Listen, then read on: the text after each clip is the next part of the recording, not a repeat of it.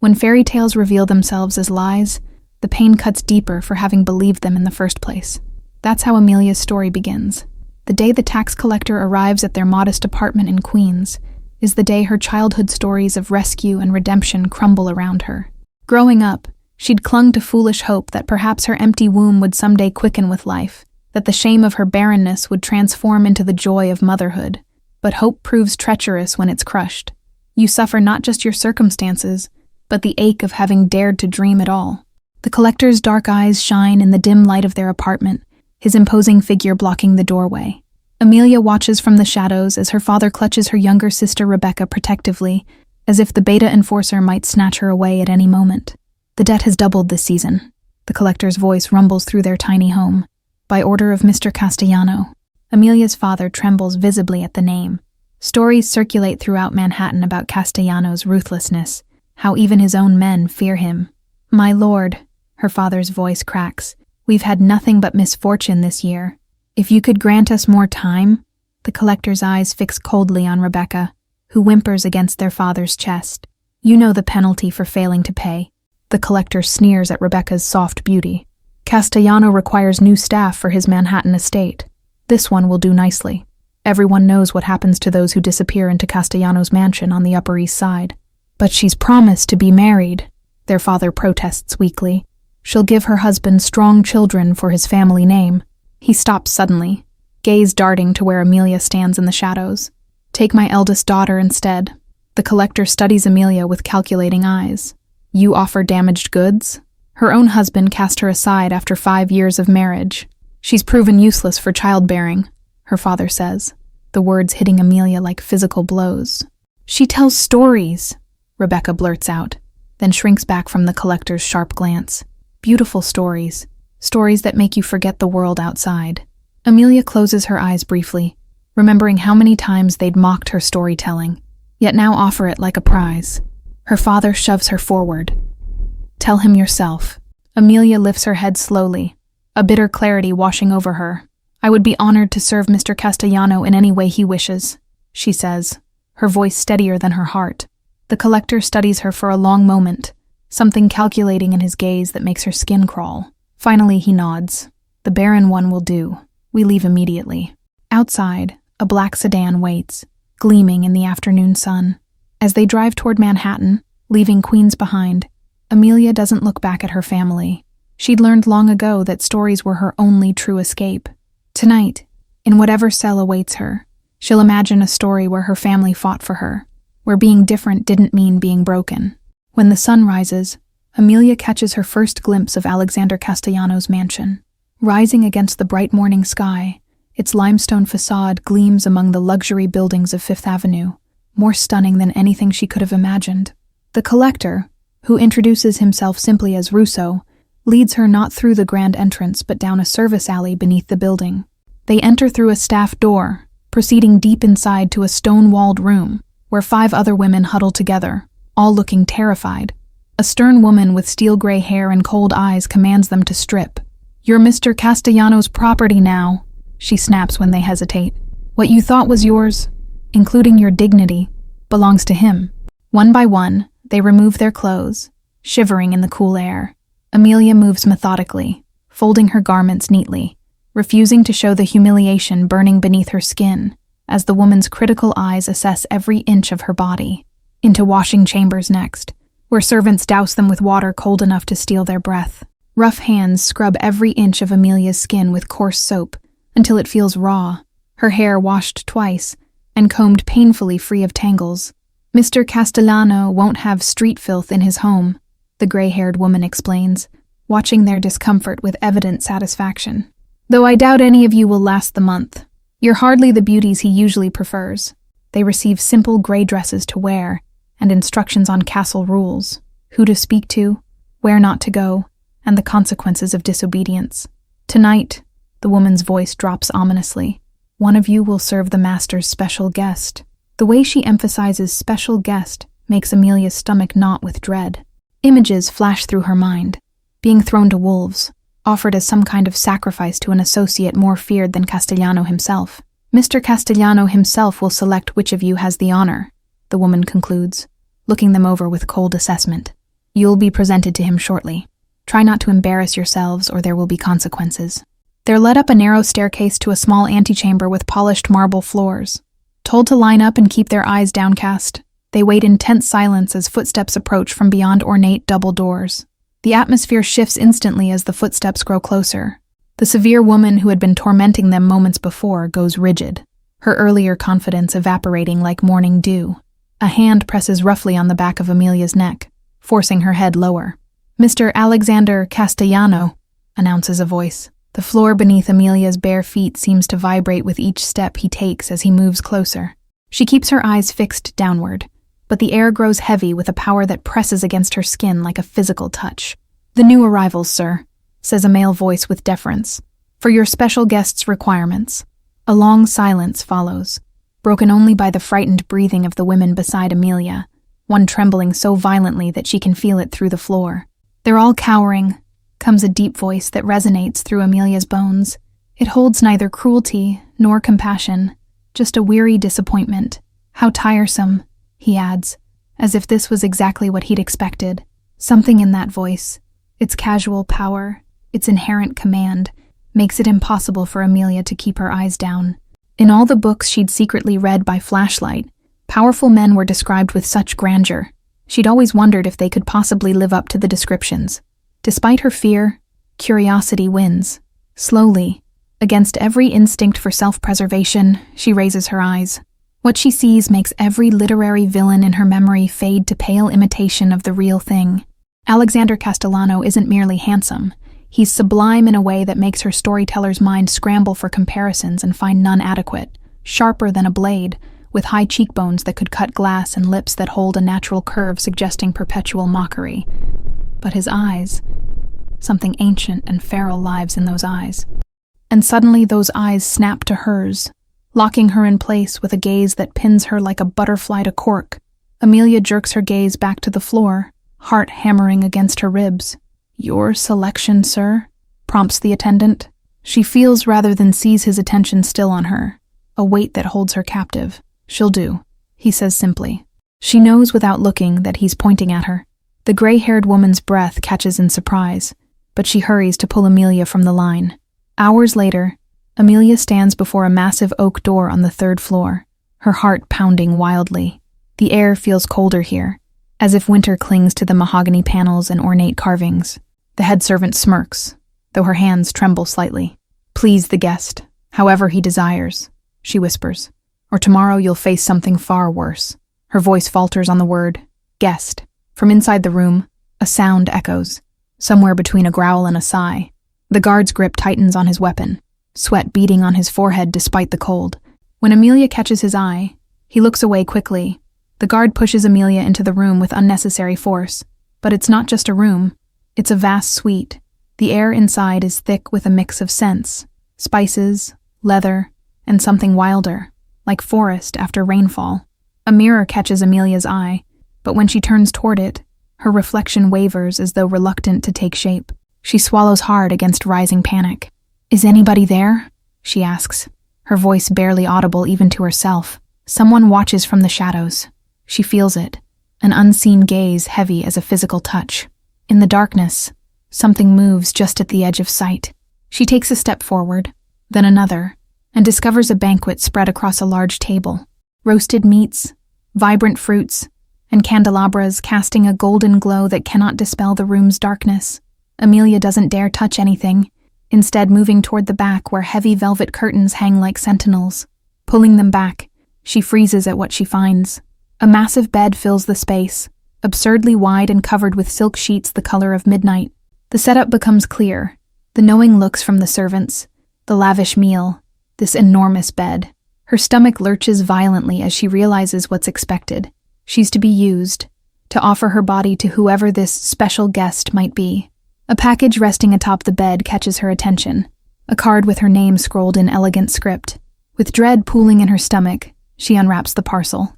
A gown spills into her hands, midnight blue and shimmering with silver thread. Beautiful, horrifyingly so, like a shroud made of starlight. The air drops to an icy chill as though darkness itself has swallowed it whole. A sound echoes from behind, slow, deliberate footsteps. the scrape of something sharp against hardwood. A low, menacing groan quickly stifled. Amelia turns. The shadows thicken, a void consuming light. "Put it on," comes a voice, deep and distorted, vibrating through her bones like it's forced through a throat not meant for speech. Swallowing hard, she retreats behind a dressing screen, fingers fumbling with the gown's fastenings.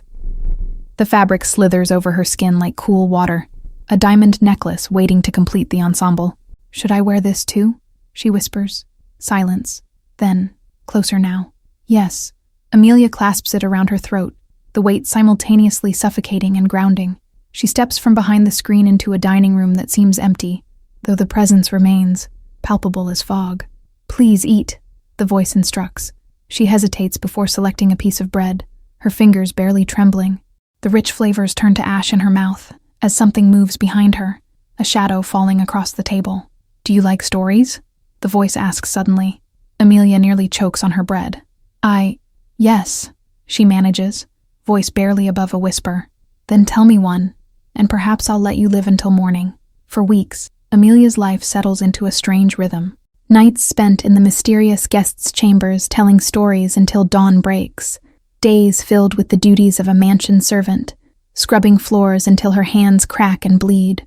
Each evening follows the same pattern. A beautiful gown awaits her. A feast is laid out, and she weaves tales until exhaustion claims her. "What story do you have for me tonight?" the shadowed figure would ask. Never fully emerging into the light, she would craft her narratives carefully, always stopping before the conclusion. And then, he would press, as she paused at a crucial moment. "Tomorrow," she would promise with the hint of a smile, ensuring her continued survival. By day, her existence is altogether different. Though permitted to sleep later than others, by noon she's on her knees scrubbing marble floors, her fingers raw. "Missed a spot," the housekeeper often says, pointing to an invisible imperfection. The other servants avoid her, their initial curiosity curdling into something uglier. "His creature," a kitchen maid whispers. "That's why she's still alive." Amelia bears their words in silence. Being alone is nothing new to her. Their whispers follow her through the mansion's corridors, growing bolder with each passing day. "She must be bewitching him," a young footman suggests, crossing himself when Amelia passes by. No woman survives the night chamber this long unless she has dark arts at her disposal. A strange hierarchy emerges among the staff, those who fear her and those who hate her, with no middle ground for kindness. Amelia creates a mental map of safe passages, places where sympathetic eyes might acknowledge her existence without cruelty. At night, she records these daily humiliations in a secret journal, transforming her pain into characters whose lives mirror yet transcend her own. Their suffering becomes meaningful, their isolation a crucible for strength rather than a prison of loneliness. The shadowed presence notices the change in her stories, how they've grown sharper, more authentic. "Your tales have edges now," he observes one night, golden eyes studying her intently. "You've started writing truth instead of fairy tales." Occasionally she encounters Castellano in the corridors. Sometimes he ignores her entirely. Other times his perfect lip curls in disgust. "Still entertaining my guest, I see," he remarks once. "He must have peculiar tastes." The servants whisper about their employer constantly, voices hushed and fearful. "He killed his own rival with his bare hands," an elderly gardener confides to another. "I heard it was his brother who disappeared first," comes the reply. Her days aren't pleasant, but her nights, Amelia grows to almost enjoy them. Though after weeks of borrowed tales, her repertoire begins to thin. "I'm not sure I have a story tonight," she admits one evening to the shadowed presence. "Then tell me about yourself," the voice suggests, gentler than she's ever heard it. That night begins a transformation in their relationship. No longer is she merely reciting tales, she's revealing herself, and the shadow listens. He questions her past, debates her choices, suggests different paths she might have taken. "But why did you accept this fate?" he challenges one night. "Because sometimes," Amelia replies, "we see beyond circumstances to possibilities." The shadow grows quiet at that. "And you believe that? That people can change so fundamentally?" Amelia considers her response carefully. "I believe people can reveal who they truly were all along," she says softly. "Sometimes cruelty is just armor." His golden eyes, the only part of him ever visible in the darkness, study her intently. "You speak as if you know something of armor yourself." She does. The The armor of indifference worn when her husband cast her aside. The armor of resignation when her father offered her up like damaged goods. One morning, instead of being sent to scrub floors, Amelia is led to a small chamber tucked away in a quiet corner of the mansion. Inside stands a simple desk with a chair, blank parchment, several pens, and bottles of ink. Mr. Castellano says you're to spend your days here now, readying yourself for your nightly duties, the housekeeper explains, barely concealing her resentment. Whatever keeps that thing entertained, she mutters before leaving Amelia alone with the precious gift. Amelia runs her fingers over the smooth paper, heart swelling. In Queens, paper was scarce. Ink, a luxury her father would never waste on her stories. That night, she enters her mysterious host's chambers quietly, clutching pages covered in her careful script. I wrote something different tonight, she says softly. May I read it to you? The shadow settles across from her, the chair creaking beneath invisible weight. Please, comes the reply, gentler than she's accustomed to hearing. Her voice wavers as she begins. Once lived a woman born incomplete in the eyes of others. In a world where women were valued only for what they could produce, she alone remained barren, unable to fulfill the single purpose society deemed worthy. Amelia pauses, swallowing hard. Her husband called her defective. Her family pretended not to know her when others were watching. The neighbors whispered curses and called her cursed by God. The shadow remains motionless, only those golden eyes betraying attention. Each night she would escape into stories, creating worlds where she belonged, where being different wasn't shameful. Amelia's voice grows steadier, stronger with each word.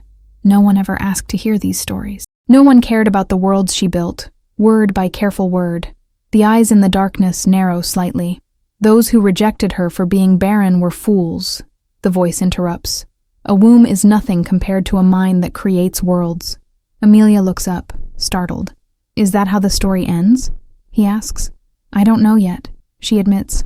Silence falls between them, charged with something she cannot name. Today, for the first time, someone gave my stories value, she whispers. You asked Castellano, who clearly despises you, to give me time and space to write.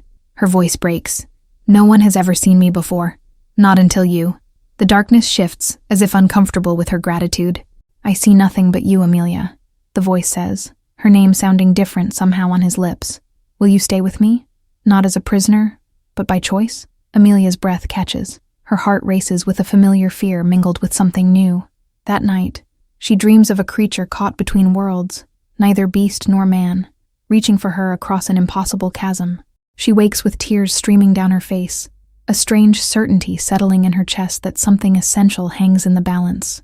Morning finds her at the writing desk, composing a story unlike any she's written before. The tale of a man trapped by magic, forced to live divided between shadow and light, between power and isolation, between perfect facade and monstrous truth. Her pen moves with feverish intensity, words flowing like water from a broken dam. This isn't mere fiction. It's a hypothesis, a theory she fears to examine too closely in the harsh light of day. If Castellano and her shadowed companion are one and the same, the implications crash through her consciousness like waves against rock. The cruel behavior in daylight versus the tender conversation in darkness, the identical golden eyes, the way both seem to know details about her that she's only told the other. The silence stretches between them, heavy with possibility. I need time, she finally whispers. Time to know you beyond shadows and stories. The golden eyes watch her for a moment before the voice replies softly, Then time you shall have. 3 nights later, Amelia enters the suite to find it empty. No shadowed presence, no golden eyes watching from the darkness. On the desk lies a note. You are free to go. A car waits below. Her heart drops like a stone into still water. Had she offended him with her hesitation? Was this rejection or a test? Before she can decide, the door bursts open and Castellano himself enters, his perfect face contorted with rage. Get out, he snarls. Now, what's happened? She asks, standing her ground despite her racing pulse. Where is he? Castellano laughs, a cold sound devoid of humor. He's gone. Did you think he'd wait forever for a barren storyteller? Amelia flinches but lifts her chin. You're lying. His eyes narrow dangerously. I've arranged a new position for you, far from Manhattan. The car leaves in an hour. Don't test my patience further. Outside the mansion, autumn has painted Central Park in fiery gold. As Amelia packs the few belongings she's acquired, Her mind races. Something isn't right. The shadowed man wouldn't abandon her without explanation after weeks of listening to her every word. A whisper from a kitchen maid confirms her suspicions. Castellanos engaged to the Blackwell heiress, announcing it at the gala tonight at the plaza. The pieces click into place with terrible clarity. The car takes her not away from Manhattan, but to a small apartment in Chelsea. Your new residence, the driver explains gruffly. Mr. Castellanos' orders. Inside, she finds more paper, ink, and books than she's ever seen. For days, she paces the apartment like a caged animal. Something nags at her memory, the golden eyes watching her in the darkness. Castellanos' eyes narrowing in rage, identical in their intensity, their color, their buried pain. The newspaper confirms the gala, scheduled for sunset at the Plaza Hotel. Without allowing herself second thoughts, Amelia dresses in the midnight gown left behind, slips out the door, and hails a taxi to Fifth Avenue. The grand ballroom of the plaza sparkles with crystal and wealth. Disguised as just another guest, Amelia blends into the crowd, heart hammering as she spots Castellano at the far end of the room, his bride-to-be draped on his arm like an expensive accessory. As the sun begins to set, Castellano grows visibly tense, glancing repeatedly toward the exits. When his eyes sweep across the room, they lock with Amelia's. For one heartbeat, his perfect composure shatters. Pain flashes across his features, raw and unguarded. Around them, Manhattan's elite circle like sharks, oblivious to the storm brewing between Castellano and the mysterious woman in midnight blue. The Blackwell heiress, draped in diamonds that catch the light like tears, notices her fiancé's distraction and follows his gaze. Her perfectly painted lips tighten at the corners, a micro-expression of displeasure that vanishes as quickly as it appears. She whispers something to an attendant who immediately slips away through the crowd, purpose evident in every step. Amelia feels the weight of hostile stares as whispers spread like wildfire through the ballroom. That's her, Castellanos' Storyteller. What's she doing here? How dare she show her face? The rumors have preceded her, twisted into something scandalous. The grand clock strikes the hour, its resonant chime cutting through the murmurs. 7 o'clock. Sunset in November. Amelia watches as Castellanos' hand trembles slightly, lifting a champagne glass toward his perfect lips, eyes darting toward the service exit with barely concealed panic. The lights dim for the announcement, but before Castellano can speak, shouts erupt from the entrance. Men with weapons pour into the ballroom, the leader's voice rising above the chaos. The Blackwells send their regards, Castellano. No merger, no peace. The first gunshot splits the air like lightning. Pandemonium erupts as guests stampede toward exits, security guards rushing to protect Castellano and his fiancée. The bride-to-be disappears through a side door, whisked away to safety, but Castellano remains, drawing a weapon of his own. With deadly precision, he takes down 2 attackers before being forced to retreat behind a marble column.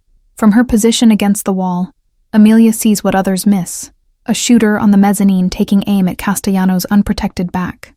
Without thought, she rushes forward, shoving him aside as the bullet whistles past. They crash to the ground together, his eyes widening in shock. "Amelia," he breathes. "You were about to be shot," she explains, gesturing toward the mezzanine. Castellano pushes her behind him protectively. "Get out of here," he insists, as his bodyguard appears. "Sir, there's no time," the man urges, pointing toward the windows. The sun hangs low, a bloated red orb mere minutes from disappearing below the skyline. "Go," the bodyguard pleads. An attacker lunges at Amelia, knocking her to the ground. A gun presses against her temple. "Surrender, Castellano," the man calls, "or watch her die."